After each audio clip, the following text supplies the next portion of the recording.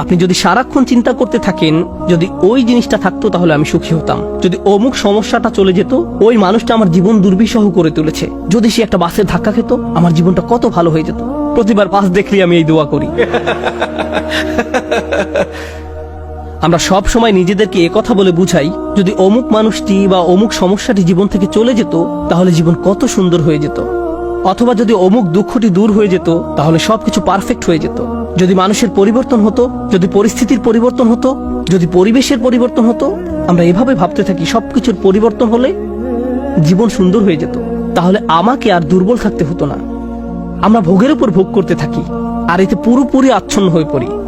আর আল্লাহ আজ্জা জাল্লা বর্ণনা করছেন, জানো তুমি কত দুর্বল? তুমি একটি মাছির চেয়েও দুর্বল। দুআফাত তালিব ওয়াল মাতলুব। যখন তিনি এভাবে বলছেন আমি আপনি মজ্জাগতভাবে অবিশ্বাস্যভাবে কতটা দুর্বল, একটু চিন্তা করে দেখুন। আপনাদের প্রত্যেকের মাথায় বিভিন্ন জিনিসের চিন্তা আছে প্রতিদিন। আমরা এখন রোজা রাখছি, নামাজ পড়ছি, আর আলহামদুলিল্লাহ নামাজ পড়ার সময় আমরা মনোযোগ ধরে রাখার চেষ্টা করি, কিন্তু এর বাইরে আপনার মাথায় কোন চিন্তা ঘুরঘুর করে? আপনি কি নিয়ে উদ্বিগ্ন থাকেন? আপনি কি নিয়ে চিন্তা করেন? কোন চিন্তাটি আপনার মাথায় সারাক্ষণ ঘুরতে থাকে? কোন জিনিসটির ব্যাপারে ভাবেন এটা যদি থাকতো, আর কোন জিনিসটির ব্যাপারে ভাবেন যদি এটা না থাকতো? কারোর জন্য অসুস্থতা, কারোর জন্য ডিপ্রেশন, কারোর জন্য দুঃখ, কারোর জন্য হয়তো কোনো ব্যক্তি। কেউ কেউ ভাবেন যদি ওই মানুষটা আমার ব্যাপারে খুশি হতো। তারা অন্য একজনকে খুশি করার চিন্তায় মশগুল থাকেন। যদি আমার বাবা আমার উপর খুশি থাকতেন তাহলে আমি সুখী হতাম। কিন্তু আপনার বাবাও তো একজন মানুষ, তিনি যদি আজ খুশি হয়েও থাকেন কাল হয়তো তার জীবন শেষ হয়ে যেতে পারে। তারপর আপনি কি করবেন? এরপর আপনি কোথায় দাঁড়াবেন? সুতরাং আমি আর আপনি এভাবে এসব জিনিসের পেছনে ছুটতে থাকি। আর এর পরের আয়াতে আল্লাহ আজ্জা জাল্লা বলেন, মা কদারুল্লাহ হাক্কা কদরিহি, তারা আল্লাহকে যথাযথ মর্যাদা দেয় না। ইন্নাল্লাহ কাউইয়ুন আজিজ, নিশ্চয়ই আল্লাহ শক্তিধর, মহাপরাক্রমশালী। তুমি দুর্বল কিন্তু আল্লাহ সর্বশক্তিমান। তিনি আরো বলেন, তোমরা আল্লাহকে যথাযথ মর্যাদা প্রদান করনি। জানেন তিনি আমাকে আপনাকে কি বলছেন? তিনি বলছেন তোমরা বিভিন্ন জিনিসের পেছনে ছুটবে, তোমরা বিভিন্ন মানুষের পেছনে ছুটবে, তোমরা এই দুনিয়ার যত কিছুর পেছনেই ছুটো না কেন এর প্রতিটি জিনিসের একদিন সমাপ্তি হবে। এর প্রতিটি জিনিস দুর্বল। এই কারণে তুমিও দুর্বল হয়ে পড়েছ। এই জন্য তুমি বারবার দুঃখ ভারাক্রান্ত হয়ে পড়ছো। ফলশ্রুতিতে তুমি বারবার ক্ষতির সম্মুখীন হচ্ছ। কিন্তু শেষবারের মতো যখন তুমি এই সিদ্ধান্ত গ্রহণ করবে তোমার যত চাওয়া পাওয়া আছে তার মাঝে সবচেয়ে বড় চাওয়া পাওয়া হলো তোমার মালিককে খুশি করা, যখন তুমি সবকিছুর উপরে আল্লাহর সন্তুষ্টিকে প্রাধান্য দাও, যখন তুমি সত্যিকার অর্থে তোমার অন্তর থেকে এটা করতে পারবে, একমাত্র তখনই, যেহেতু তিনি শক্তিধর। জানেন আল্লাহ এইমাত্র আমাদের শেখালেন যখন তুমি দুর্বল কাউকে পেতে চাও তখন তুমিও দুর্বল হয়ে পড়ো, কিন্তু তুমি যদি আল্লাহকে চাও যিনি শক্তিধর এবং মহাপরাক্রমশালী, তাহলে এটা তোমাকে কেমন করে তুলবে? এটা তোমাকেও শক্তিশালী করে তুলবে। আর যখন তুমি শক্তিশালী হয়ে উঠবে জীবনে বিভিন্ন জিনিস আসবে যাবে, কিন্তু তোমার শক্তিমত্তার কোনো কমতি হবে না। যে জিনিসের পেছনে তুমি ছুটছো তা ভেঙে পড়ার কারণে তখন তুমি আর ভেঙে পড়বে না, কারণ তুমি দুনিয়ার এসব তুচ্ছ জিনিসের চেয়েও অনেক অনেক উচ্চ একজনের সন্তুষ্টির অন্বেষণ করছো। আমি বলছি না যে আপনি এই দুনিয়ার কোনো কিছু চাইতে পারবেন না, কিন্তু আয়াতটি আমাদেরকে একটি ব্যাপারে শিক্ষা দিচ্ছে। আমরা যখন এসব পার্থিব বিষয় কামনা করব আমরা বুঝবো যে এগুলো দুর্বল। পার্থিব এসব বিষয় জীবনে আসবে যাবে, কিন্তু আমরা কখনো আল্লাহকে হারাতে পারবো না। লক্ষ্য করুন, মানব জাতির ব্যর্থতা হলো যখন তারা পার্থিব কোনো জিনিস পেতে ব্যর্থ হয় তারা আল্লাহকে ভুলে যায়। তাদের চাওয়া পাওয়ার জিনিসটি না পেলে তারা নামাজ পড়া ছেড়ে দেয়। তারা যা চায় তা যদি না পায় তারা এভাবে বলে, এভাবে দোয়া করার অর্থ কি? তারা যখন তাদের আকাঙ্ক্ষার বস্তুটি পায় না তখন দুঃখ হতাশা একেবারে ভেঙে পড়ে এবং বলে আমি তো আল্লাহর সাথে কথা বলার শক্তিও পাচ্ছি না। এমনটি ঘটার কারণ হলো সমস্যায় পড়ার পূর্বে আল্লাহর সাথে তাদের বন্ধন শক্তিশালী হয়ে ওঠেনি। যদি সে বন্ধনটি আগে থেকেই বর্তমান থাকতো, যেমন মূল যদি শক্তভাবে গাঁথা থাকে তাহলে ঝড় এলে এদিক ওদিক দুলতে থাকে, সম্পূর্ণ ভেঙে পড়ে না, মূলের উপর দাঁড়িয়ে থাকতো। আর ঝড় চলে গেলে আবার ফল দেয়া শুরু করতো। এরকম একটা উপমার কথা কোরআনে অন্যত্র এসেছে, আসলুহা সাবিত ওয়া ফারউহা ফিস সামা। লা ইলাহা ইল্লাল্লাহ হলো এমন একটা বৃক্ষের মতো যার শেকড় মাটিতে এবং শাখা আকাশে উত্থিত।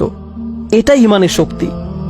এই আধ্যাত্মিক শক্তির ধারণাটি আরো পরিষ্কার করার জন্য আমি আপনাদের নিকট একটা উদাহরণ পেশ করব। শক্তিকে আমরা বিভিন্ন জিনিসের সাথে সংযুক্ত করি। আমি বহু বছর আগে একটা ঘটনা নিয়ে কথা বলছিলাম, কিন্তু এখন এটি আমাকে অনুপ্রাণিত করে। যুক্তরাষ্ট্রের নিউ অরলিন্স অঙ্গরাজ্যের একটা পরিবারের একটা ঘটনা। পরিবারটা ছিল অনেক ধনী, তাদের গাড়ি ডিলারশিপের ব্যবসা ছিল।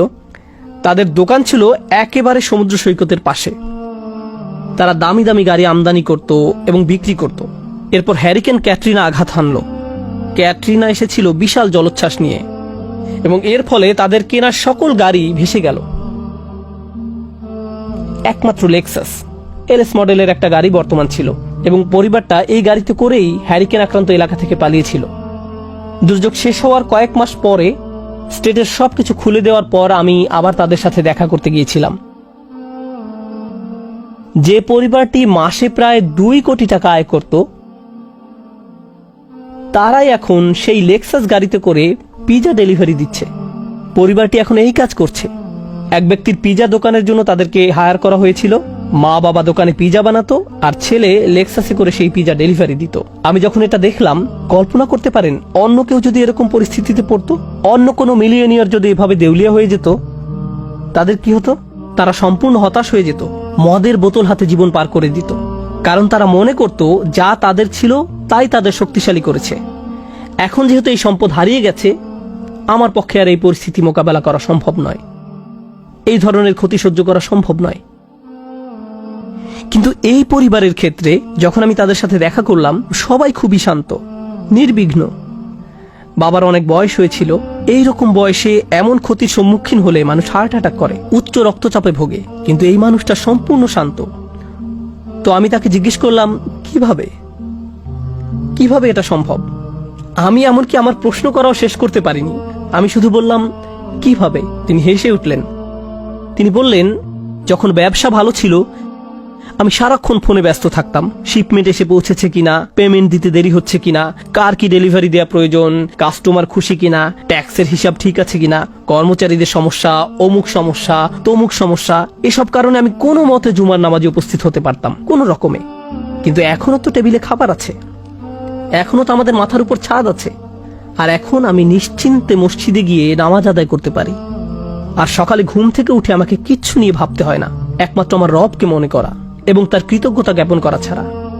আমার আসলে মনে হয় আমার জীবন শেষ হওয়ার পূর্বে আল্লাহ আমাকে সহজ জীবনের এই নিয়ামত দান করেছেন। সেই বাবা এটাই বলেছিলেন, কোনো সাধারণ মানুষের পক্ষে এভাবে কথা বলা সম্ভব নয়।